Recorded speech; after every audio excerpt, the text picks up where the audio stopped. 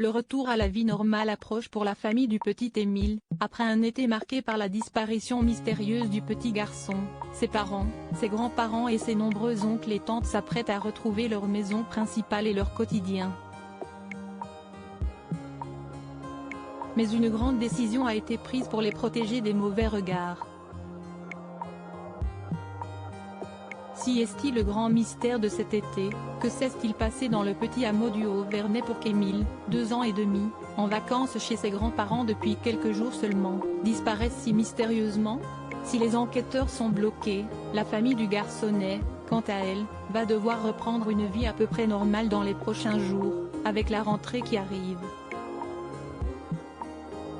Et malgré la scolarisation à la maison des plus jeunes oncles et tantes du petit Émile, tous ne redoutent qu'une chose, les regards malveillants, qu'ils subissent déjà depuis que leur famille a été médiatisée. Si est-il pour cette raison, selon les informations de BFM d'ici, que la famille extrêmement croyante et réfugiée dans la foi depuis le début des événements dramatiques, aurait décidé de changer de paroisse pour leur messe du dimanche. En effet, pas question pour eux d'être reconnus loin du Vernay ou de Seine, ni à la Bouilladis, où ils vivent à l'année, par le monde, les voisins, les commerçants ou les copains des clubs de sport et le regard compassionnel ou suspicieux de leurs parents, expliquent nos confrères, qui ont interrogé certains proches du clan. Et le moins que l'on puisse dire, si est-il que la colère domine chez eux. Ils sont anéantis et tellement tristes. Minés parce que les voisins osent dire et penser d'eux. Certains vont même jusqu'à lui reprocher d'aller à la piscine alors que ça fait des années qu'elle, la grand-mère du petit Émile, note de la rédaction, s'y rend tous les matins. Il y a encore des enfants et une vie à reprendre.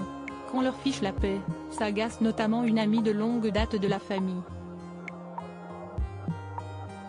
Il faut dire que les témoignages des autres habitants du Haut-Vernay n'étaient pas toujours flatteurs, certains décrivaient en effet la famille comme renfermée sur elle-même, limite sectaire. D'autres s'étaient intéressés aux opinions politiques de certains, et notamment à celle de Colomban, le père du petit Émile, proche de l'extrême droite et d'Éric Zemmour. Sans y trouver de rapport avec la disparition du garçonnet.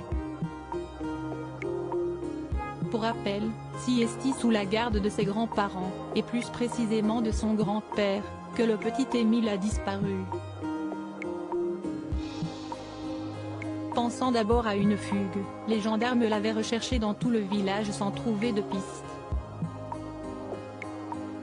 Désormais, la piste d'un enlèvement ou d'un accident est étudiée. Mais personne n'a de réponse.